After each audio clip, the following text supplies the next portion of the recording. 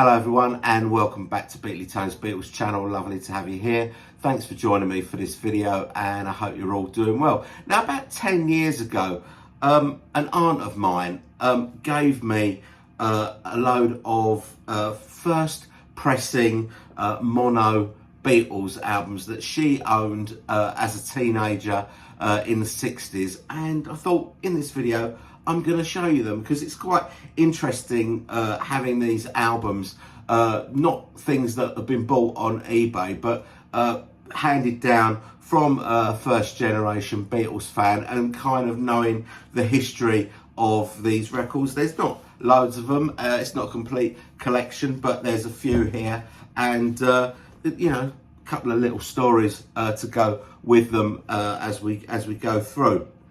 Now, I believe that all of these are first pressings, and they're not in great condition because if you think about the Beatles in the 60s, they were a current thing, and no different to, I don't know, someone buying a Taylor Swift album now.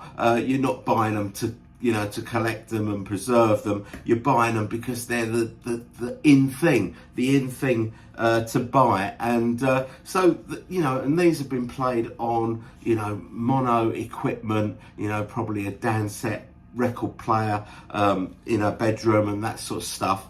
So they're not in great condition. They haven't been played with, high quality, hi-fi gear. Okay, let's get on with it then. So the first one I'm going to show you is with the Beatles, and the first sort of story attached to this is it's got Alan written on the back. Now Alan was my auntie's older brother, and so there's two scenarios that have gone on here. Either she's nicked this record from him and claimed it as her own, but I do know that in the early 80s Alan emigrated to California, so maybe he didn't want to take all his records with him because obviously records are heavy, and maybe he just gave her his old records. So this is with the Beatles.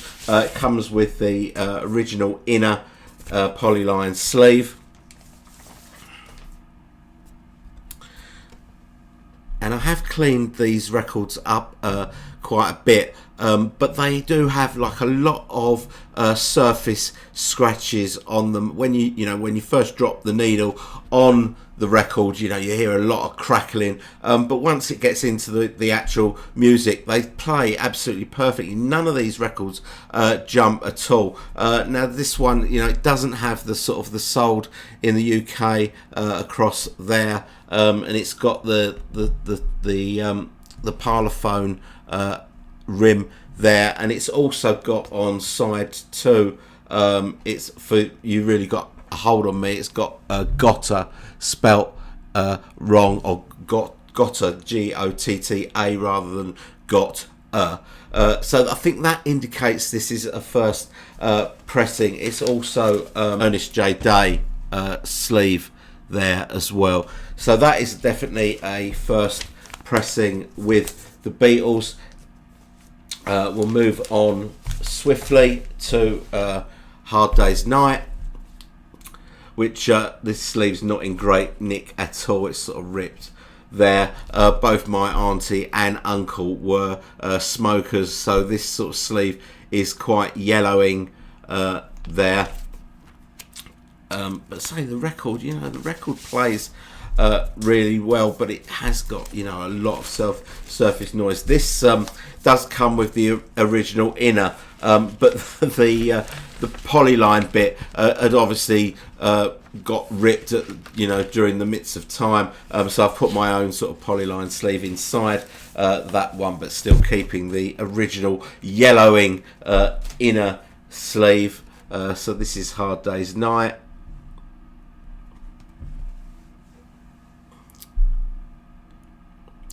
I don't really play, I don't play these on my main my main record deck anymore, because I just don't really want to put my stylus through the gymnastics of tackling all the all the surface noise and the and the crackles and the pops and all that sort of thing. But I will play it on this one behind me, which is my sort of secondary deck that I have here in my sort of man cave. Help is the next one.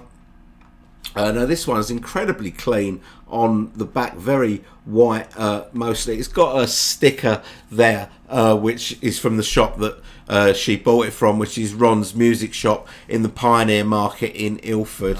Again, it's got the inner sleeve, original inner sleeve, and there's the album. I'm not sure if you're sort of picking up the the surface scratches and stuff, but there are quite a few. I don't know if I do that, maybe you can see them. But say when you play it, you don't really hear all that surface noise, but in between the tracks, you're getting loads of crackling and stuff, surface noise. Okay, Rubber Soul, mono Rubber Soul is next.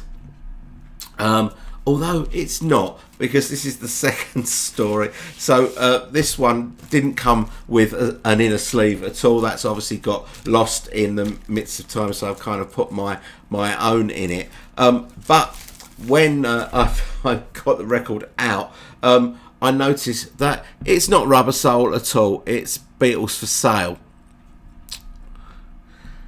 Which is like a story in itself, and I don't know the actual story, but I've kind of, I'm kind of guessing at what the story might be, because this record has got the initials KT sort of inscribed, scratched into the label. Now my auntie's initials are not KT, so I'm guessing that she took her Rubber Soul to a party in 1965, and as you did as a teenager, and she's gone home with the right sleeve but with the wrong record inside it. So I'm guessing that somewhere in the world there is someone with the initials KT that has got a copy of my auntie's Rubber Soul inside her Beatles for Sale sleeve.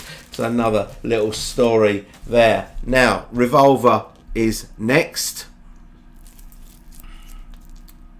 Quite a lot of ring wear on that, but otherwise the sleeve is in pretty good nick. A little bit yellowing. This one didn't have an inner sleeve, it just had one of these, which has obviously been swapped over the midst of time, so I've put my own sort of polyline sleeve inside that. And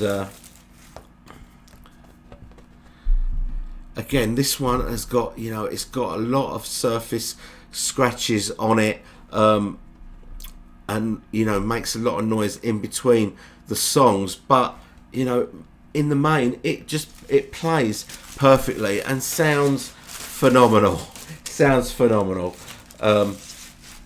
Okay, that's Revolver. Now the final one is Sgt. Pepper from 1967, a mono copy of Sgt. Pepper, laminated sleeve. Now there's no more records after this. I don't know what happened with Sgt. Pepper. Maybe she fell out with the Beatles after Sgt. Pepper, or had other things to spend her money on. Nice little crack when you open up the gatefold. Now this one didn't have the original inner sleeve with the the psychedelic red or pink and white sleeve with the full design on it. It just had a normal inner sleeve like that. Again, the original got lost in the midst of time.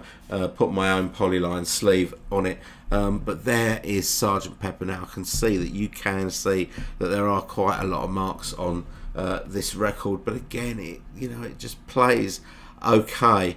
But I'm not really keeping these records to play them, because I've got the mono box set. So if I want to listen to any of these records now in mono, I would just play them from my the mono box set. They obviously sound much better and in much better condition, and I don't have to put my my stylus through the the gymnastics of all those scratches and pops and crackles and all that sort of thing. And as I said, I'm not going to be pulling these albums out to play them very often, but I am really happy about having them as part of my collection, because they they belong to a member of my family who bought them as they came out. You should play them in a bedroom and play them to death, and I love the fact that I've got this personal connection to these particular copies of these albums, and that's why I wanted to show those copies in this video, because I know that you've seen these albums 100 times before, but I love the personal connection to these particular albums and knowing a little bit about the history of them. Okay, now I just wanted to talk to you a little bit about the future of the channel, because if you've watched the last 2 or 3 videos that I've made, you'll know that I retired a couple of weeks ago, and being retired means that I've got a lot more spare time on my hands, and some of that spare time is going to be used to improve the channel, make the channel a little bit broader. I've got some ideas for some new types of videos. I'm not going to stop doing any of the type of videos that I've done up until this point, but I've got some new things coming to the channel. I'm not going to tell you what all of them are, but I'll tell you a couple of them. One of the things that I'm going to do is some live streams. So hopefully, I'll let you know when live streams are happening, and hopefully we can get a few of you, on the live streams. We can have a little chat, chew the fat about whatever's happening. I'm also thinking about doing some on location videos, because unbelievably there are about 400 sites in and around London that have got a Beatles connection. I'm not going to all of them, but I might do some of them that are of particular interest. I might go down to Abbey Road and talk to people that are walking across the zebra crossing. Might go to Osterley Park, where they did the photo shoot for the Band on the Run cover, and also Wings Wildlife. Might try and find that tree where they're all sitting on the branch. I'm not sure what the chances are of finding that tree 50 years on, but we'll give it a go. Maybe go down to the the locations for Mad Day Out and see what they look like these days. So those are a couple of things that I've got planned. There are other things. I've got a great big list of videos waiting to be made. I think I've probably got enough to take me through to around the end of September, but that's not even including any news items that happen in between. I'll always be all over any news items, try and bring you news as soon as I can. So there will be some new types of videos coming to the channel in the coming months, and I hope you like those. Now just a couple of bits of housekeeping. If you've liked this video, please just take a second just to give it a thumbs up, because the likes really help with the YouTube algorithm, help my videos get out to to more people. That really helps. Also, leaving comments does. So if if you've got anything to say about this video and you want to leave me a comment, please do. I read all your comments and I respond to all your comments as well. If you've just stumbled across this channel by accident, you're seeing it for the first time and you think it might be your sort of thing, have a little sniff round the videos that I've made so far, and if it's your kind of thing, please consider supporting the channel by subscribing. Be great to have you on board. Okay, that is it from me. I am going to shut up now. Thanks very much for watching this video. I hope you've enjoyed it, and I'll see you all very soon. Bye bye.